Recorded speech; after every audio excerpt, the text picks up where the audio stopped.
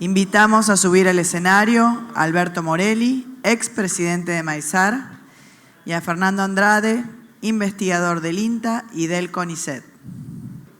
Bueno, primero quiero agradecerle a Maizar la oportunidad de moderar y acompañar a Fernando en este panel, el último panel de la tarde.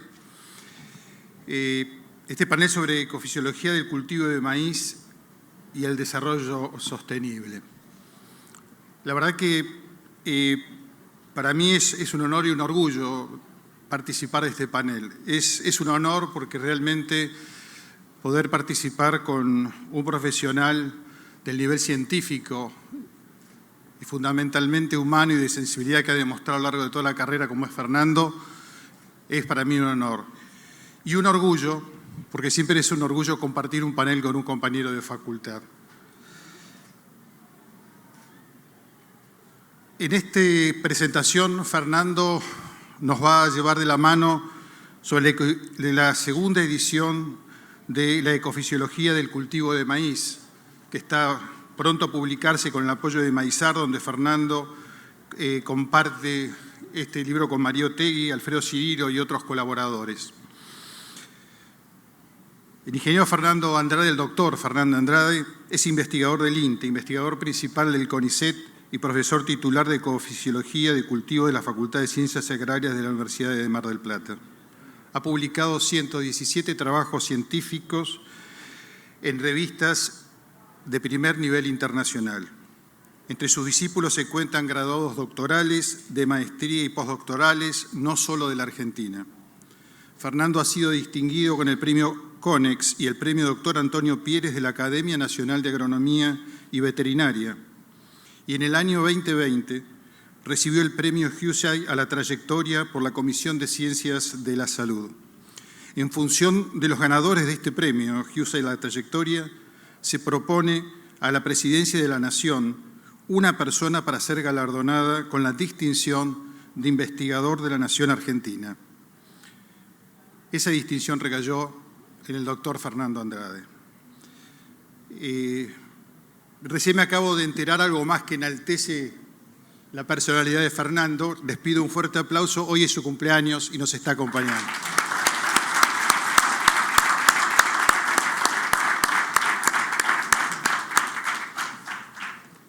Fernando, es todo tuyo.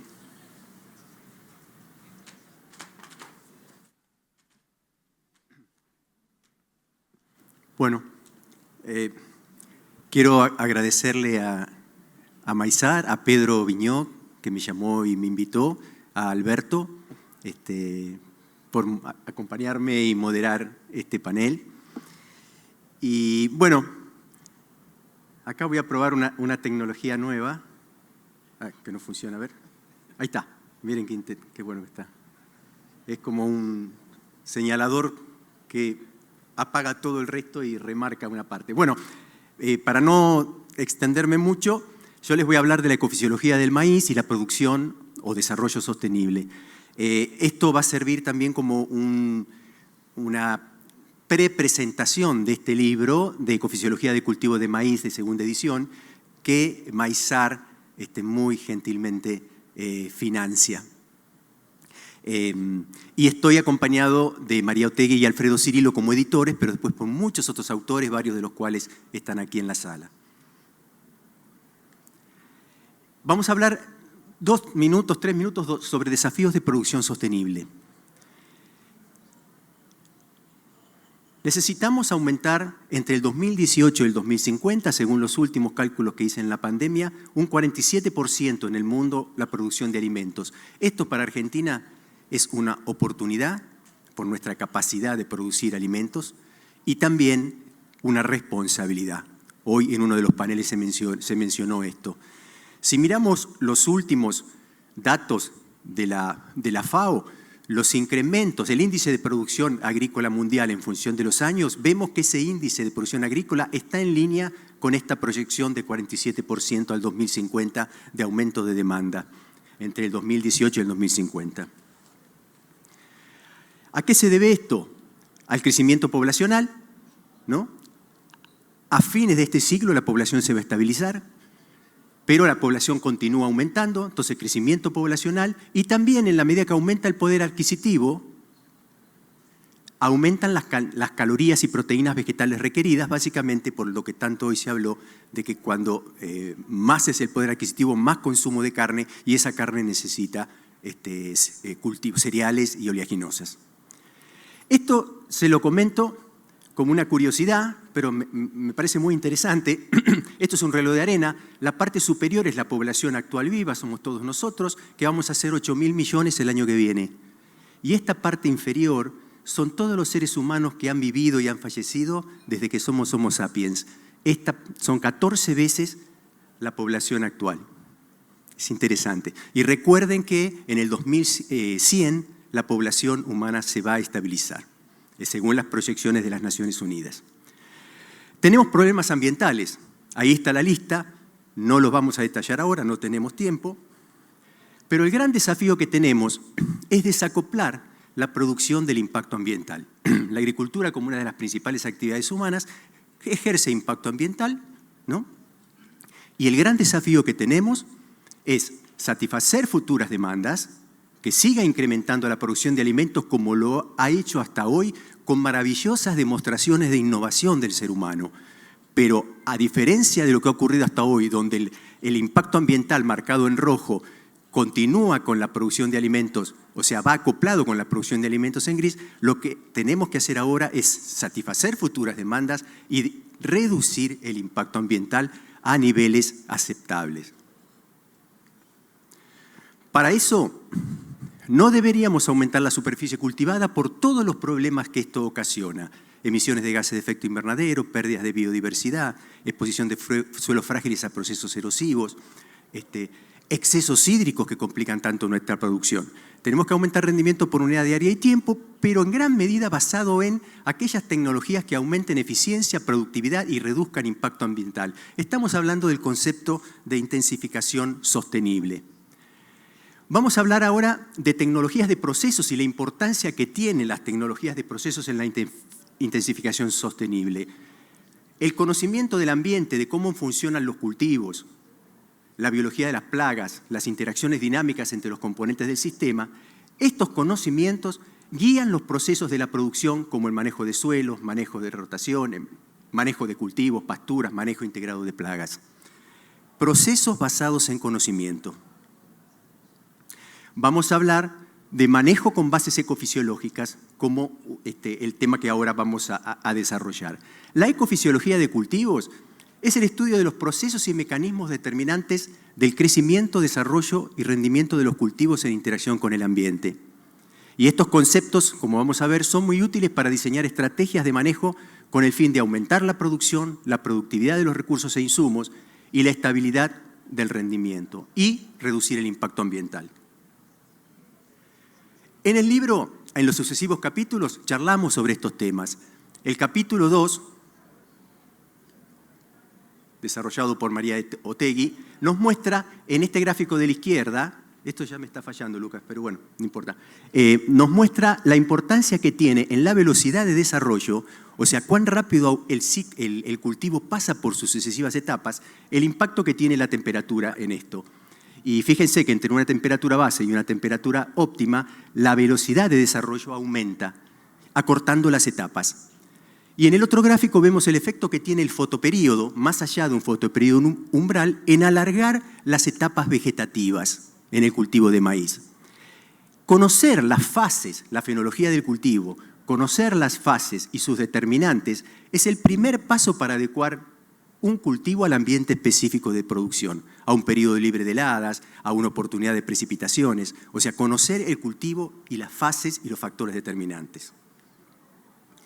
Otro aspecto es el crecimiento. Este concepto tan sencillo de que la tasa de crecimiento del cultivo es función de cuánta radiación intercepta, es este gráfico lineal acá, es un concepto muy simple pero de suma utilidad para manejar al cultivo. La pendiente de esa relación es la eficiencia de conversión de radiación interceptada en crecimiento en materia seca. Y esa eficiencia de intercepción depende de la temperatura en un determinado rango. Para que un maíz produzca mucha biomasa, necesitamos entonces, a ver qué pasa acá? No. Bueno, necesitamos en el grafo de la izquierda radiación incidente acumulada y vemos cómo la biomasa responde linealmente a la radiación incidente acumulada y por otro lado, en el gráfico de la izquierda inferior, vemos cómo la biomasa responde a la amplitud térmica promedio. Las máximas biomasas en un cultivo de maíz las vamos a obtener regándolo en ambientes que tengan alta radiación incidente y que tengan alta amplitud térmica para que la temperatura de día favorezca el proceso de fotosíntesis y para que la temperatura nocturna, que no dañe los tejidos, bajas, prolonguen las etapas y reduzcan la tasa de respiración nocturna. Entonces, ambientes de mayor producción de biomasa son aquellos que tienen altas radiaciones incidentes y alta amplitud térmica. Aquí vemos que hay algún momento en la etapa del cultivo en donde un estrés produce las mayores mermas en el número de granos fijados por ese cultivo. En maíz, ese periodo crítico es el periodo de floración. Identificado un periodo crítico, tenemos que tratar de que el cultivo optimice su estado fisiológico en esa etapa, o sea que la tasa de crecimiento del cultivo, cuanto mayor es en esa etapa de floración, mayor es el número de granos fijados por unidad de superficie. Y también esa etapa tiene que ser prolongada para que haya más número de granos por unidad de superficie. Y también hay problemas de partición. Nos es muy útil explicar qué ocurre con el número de granos por planta en función de la tasa de crecimiento por planta, que este es el gráfico de acá abajo a la izquierda. Con bajas tasas de crecimiento por planta tenemos problemas de partición a lo reproductivo porque nos acercamos a umbrales de esterilidad que reflejan que en el maíz la espiga está sometida a dominancia por otros órganos en esa etapa crítica. Mientras que con altas tasas de planta podemos tener problemas de baja partición a reproductivo porque el maíz se caracteriza por baja plasticidad reproductiva, ¿no? Estas son características que tenemos que conocer para poder manejarlo mejor. Y recuerden que identificar esa etapa crítica es crucial para un óptimo manejo del cultivo. Por último, el peso de grano. Fíjense, acá tenemos una típica curva sigmoidea, donde vemos el peso acumulado en función de, en este caso está graficado como humedad que va cayendo. Vemos que tenemos una típica curva sigmoidea, en donde en una primera etapa hay poco crecimiento del grano, pero hay mucha división celular. En esa primera etapa se determina el peso potencial, que va a determinar la tasa de crecimiento luego en el periodo efectivo de llenado. Si la demanda conjunta de la espiga, todos los granitos en la espiga, supera la capacidad fotosintética en esa etapa de llenado, se van a removilizar reservas del tallo durante el periodo efectivo de llenado, que son estas líneas que van disminuyendo acá, ¿sí? Estas son las reservas del tallo en función del tiempo. Y si lo contrario ocurre, si la demanda conjunta de la espiga es menor que la oferta fotosintética, se van a acumular reservas en el tallo durante el llenado de los granos. Este conocimiento también es importante porque nos permite entender y manejar los efectos bióticos y abióticos durante el llenado de granos. En la medida que con el mejoramiento genético estamos aumentando el tamaño de la espiga, empiezan a aparecer problemas de llenado de los granos. Bien, esto lo vamos a pasar. Los nutrientes y el agua también tenemos que manejarla en vistas de optimizar el cultivo en esas etapas críticas que nosotros habíamos identificado. Entonces, en base a esos conocimientos, muy rápidos, solo algunos de los conocimientos de la fisiología del maíz, orientamos el manejo de los cultivos. El cultivo de maíz responde mucho a la densidad de plantas. Vemos que si el ambiente es pobre, esto es rendimiento en función de la densidad de plantas. La línea roja abajo, los puntos rojos, indican que si tenemos malos ambientes, tenemos que reducir la densidad de plantas para evitar que la tasa de crecimiento de cada planta se acerque a esos umbrales de esterilidad que habíamos mencionado. Mientras que si los ambientes son muy buenos, tenemos que aumentar la densidad de plantas para evitar problemas de baja plasticidad reproductiva. Esto puede sonar un poco complicado, pero son conceptos de manejo prácticos que se basan en los conocimientos de la fisiología del cultivo previamente enunciados. Si tenemos un cultivo que con hileras anchas, en el periodo crítico de floración, ya cubre el suelo, no tenemos por qué esperar respuesta a cercar hileras. Pero si tenemos un cultivo que con hileras anchas, por las características de ese cultivar y de esa condición, no llega en el momento crítico, a interceptar toda la radiación y no hay efectos de sequías progresivas severas, entonces achicar distancias entre hileras nos va a dar un beneficio. Esto es lo que dice esta relación, lo que les acabo de contar. Atrasar la fecha de siembra expone el cultivo a condiciones de deterioro del ambiente térmico y radiativo porque nos estamos acercando hacia el otoño. Eso no es bueno para los rendimientos de maíces regados. Y fíjense que esa caída en el rendimiento, en la medida que atrasamos la fecha de siembra, fíjense que es mayor cuanto mayor es la latitud, porque a mayor latitud, mayor es el deterioro de las condiciones ambientales. Pero puede haber un momento en la estación de crecimiento en donde haya una alta probabilidad de déficits severos. Por ejemplo, en este caso, diciembre y enero. Si eso es así, el periodo crítico tenemos que tratar de evitar que coincida con esa etapa. Entonces, el atraso de la fecha de siembra es una estrategia interesante para escapar y que la etapa más crítica no coincida con momentos de estrés. Ese concepto tan simple es la base del maíz tardío que revolucionó la producción de maíz en Argentina. Y finalmente, el largo de ciclo de cultivar. En cada región hay un ciclo óptimo. Muy corto no aprovecha la estación de crecimiento. Muy largo el periodo reproductivo se corre a situaciones de deterioro ambiental. Entonces cada zona tiene su ciclo óptimo y cuanto más larga es la estación, cuanto más baja es la latitud, mayor es el largo de ese ciclo óptimo. Agricultura por ambiente. Esto es algo que también ha revolucionado la producción argentina. Acá ven los lotes en donde se siguen curvas de nivel, ya no son los lotes cuadrados de este campo vecino. Y esto consiste en identificar ambientes que contrastan en profundidad de suelo, en periodo libre de heladas, por ejemplo. Para cada ambiente adecuar la rotación y para cada cultivo dentro de cada rotación en cada ambiente hacer el manejo óptimo. Esto produce un aumento de la productividad notable, de la productividad promedio del campo que está ahí abajo en puntos negros, que supera al aumento de la productividad promedio del partido donde este campo se encuentra. La agricultura por ambiente es tecnología de conocimientos y procesos que que no pasa por aumentar insumos, pasa por conocimiento y aumenta notablemente la productividad. Más detallado, a menor escala, está la agricultura de precisión. El maíz tiene muy alta respuesta a la ambientación y a la agricultura de precisión. Hay otros aportes de la ecofisiología, no los vamos a mencionar, como el mejoramiento genético, o también constituye las bases para entender el efecto del ambiente, el manejo y la genética sobre la calidad de producto, algo que es muy importante en la producción de maíz también. Entonces, resumiendo, la ecofisiología del cultivo maíz nos brinda conceptos útiles para diseñar estrategias de manejo con el fin de aumentar la producción, la productividad de recursos e insumos, la estabilidad de rendimiento en cuanto a adaptación y resiliencia y reducir el impacto ambiental. O sea, tiene un alto impacto en lo que es los objetivos de producción sostenible. El mejoramiento genético, tecnologías duras. Ya nos vamos de las tecnologías de proceso y vamos a decir dos palabras sobre tecnologías duras. Acá hablamos del mejoramiento genético.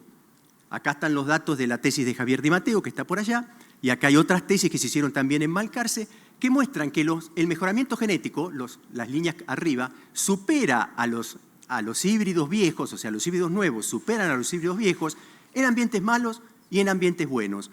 O sea que el mejoramiento genético proveyó potencial de rendimiento y además estabilidad. Y esto se logra para distintos niveles de nitrógeno disponibles o para distintos niveles de disponibilidad de agua. El mejoramiento genético aumentó notablemente la eficiencia de uso de recursos e insumos. También en el maíz hay gran cantidad de eventos biotecnológicos para el control de insectos y malezas. Y esas tecnologías tuvieron fuerte sinergia. ¿Por qué el desarrollo de la innovación es exponencial? Porque las tecnologías se sinergizan entre sí. Dos ejemplos sencillos, el maíz tardío y los maíces BT. Antes los maíces tardíos estaban atacados por ejemplo, por diatraea. El maíz BT evita eso. El maíz de ultra baja densidad, para regular hacia abajo la densidad en ambientes pobres, eso va de la mano con buenas técnicas para control de malezas. Entonces vean el sinergismo que hay entre tecnologías de procesos y tecnologías duras, e incluso con las duras novedosas.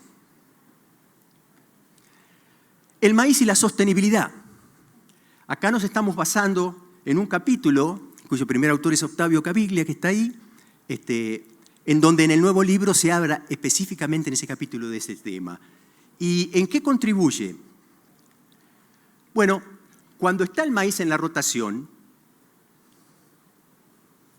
son los puntos que están por encima en esa curva, la productividad del agua, o sea, cuánto grano se produce por milímetro de agua disponible, es mayor cuando aumenta la frecuencia del maíz en la rotación.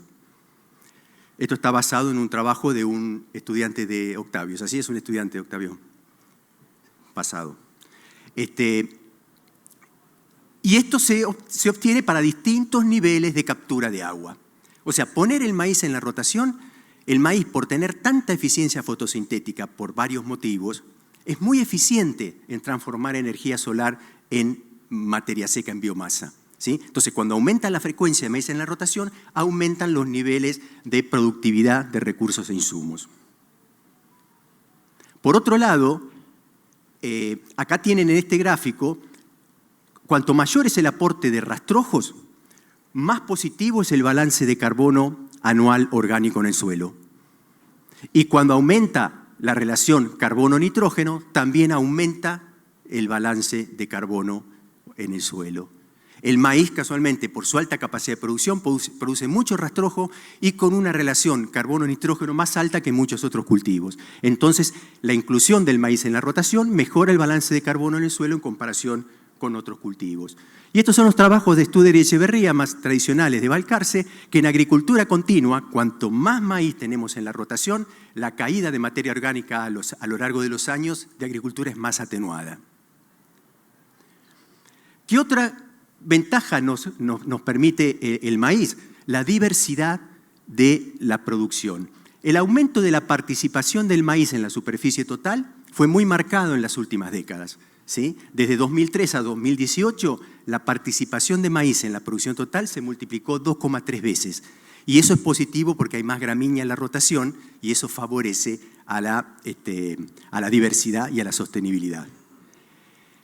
El ajuste del manejo del cultivo y la mejora genética posibilitan incorporar al cultivo en la rotación en regiones donde no se lo cultivaba por su baja estabilidad de rendimiento en esos ambientes. Pero recuerden, para esto tenemos que pensar en maíz tardío, en baja densidad y además utilizar todas las tecnologías duras que disponíamos.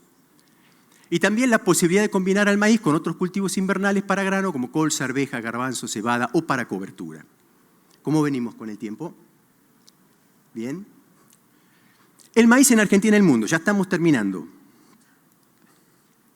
Fíjense la importancia que tiene el maíz en distintos continentes del mundo en cuanto a área cosechada, en cuanto a rendimiento y en cuanto al producto de esas dos, que es la producción total. Aquí tienen representado en el mundo las zonas donde más maíz se siembra en cuanto a superficie, sobre la superficie total. El maíz fue un cultivo que se llevó de América a Europa y Asia y produjo una revolución en la agricultura. Hoy tiene el potencial de producir una revolución en el continente africano, que es el más acuciado por problemas de desnutrición, sobre todo África subsahariana.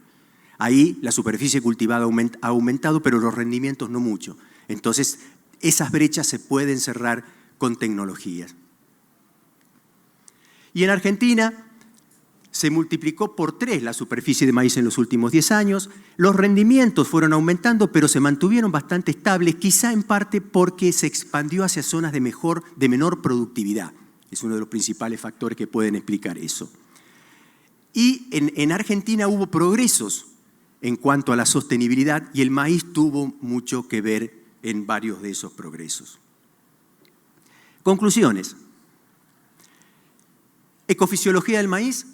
Conocimientos claves para diseñar estrategias de manejo con el fin de aumentar la producción, la productividad de recursos e insumos, la estabilidad de rendimiento en cuanto a adaptación y resiliencia y reducir el impacto ambiental.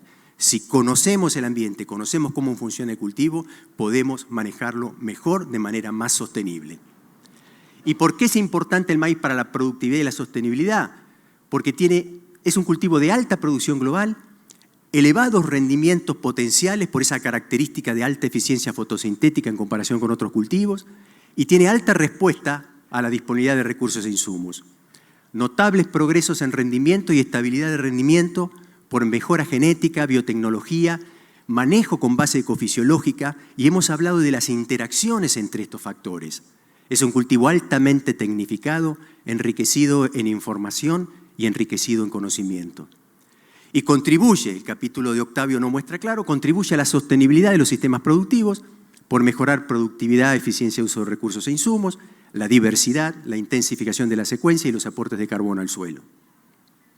Y como hoy se habló en paneles anteriores en esta sala, es un gran dinamizador de la actividad agro-bioindustrial, con un rol actual y un muy buen rol potencial. Aquí están los distintos capítulos del libro con todos los autores, ¿sí? Muchos de ustedes se van a encontrar aquí. Este es el libro que se publicó en 1996. Hoy estamos avanzando en publicar el libro Ecofisiología de Cultivo de Maíz, segunda edición, gracias a Maizar y gracias a los que tuvieron la idea, Tomás, Matías Marcantonio, les estoy muy agradecido, ellos tuvieron esta idea de que Maizar financie y gracias por supuesto a Maizar por aceptar esto. Realmente estamos todos, los editores, autores, muy contentos con esta posibilidad. En 1996 estábamos María Elena, Sergio Ward, Alfredo, y fueron los primeros conocimientos de la fisiología del cultivo. Hoy hay grupos en todo el país de ecofisiología de cultivos y ecofisiología del maíz. En el NOA, en el NEA, en Paraná, en Manfredi, en Oliveros, en Balcarce, en San Luis, en Buenos Aires, en Pergamino, etcétera, en otros lugares de Córdoba. Y muchos de esas personas, de esos grupos, participan como autores en los capítulos de este libro. Mejora notablemente el conocimiento de la fisiología del cultivo desde 1996 hasta 2022. Bueno, hoy estamos en la edición, estamos con María Elena y con Alfredo, Sergio ya no nos acompaña, pero en homenaje a él decidimos los tres incluir la foto de Sergio, porque el espíritu de Sergio está con nosotros.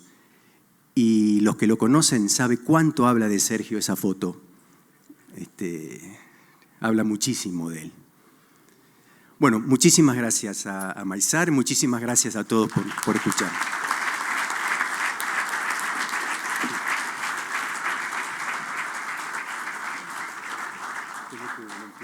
Excelente. Bueno, le quiero agradecer a Fernando, vamos a pasar el cierre. Quiero también traer a la memoria del año 2019 en el Congreso Maizar, le entregamos un reconocimiento a Sergio por todos sus aportes al cultivo de maíz. La verdad que lo extrañamos, se fue temprano y se fue un excelente profesional, una excelente persona. Así que qué bueno que este libro también sea un fiel reflejo de que Sergio nos dejó, nos acompañó como legado. Así que también muchas gracias por este recuerdo. Bueno, vamos a pasar entonces al cierre. Muchas gracias, Alberto y Fernando. Les pido que permanezcan en el escenario e invito a acercarse a Pedro Viñó, presidente de Maizar, quien les hará entrega de un reconocimiento. Bueno, estamos terminando una jornada bastante intensa y pareciera que guardamos lo mejor para el final. Para mí es un placer inmenso y por ahí merecido poder entregarle este reconocimiento a Fernando. A mí me han hecho un montón de notas hoy y decía que había muchos técnicos de clase mundial hoy aquí y sin duda en mi mente una de las nombres y de las caras que aparecía era la de Fernando. Una persona que ha dedicado con una generosidad muy amplia mucho de su vida y su pasión para un cultivo como es el maíz. Así que bueno, Fernando, en nombre de la cadena, queremos entregarte este reconocimiento y vamos a estar eternamente agradecidos por todo tu trabajo para con el cultivo. Muchísimas gracias y muy merecido.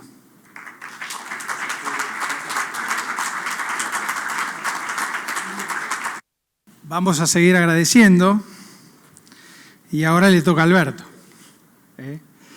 Para mí un enorme placer, privilegio y desafío seguir los pasos de Alberto.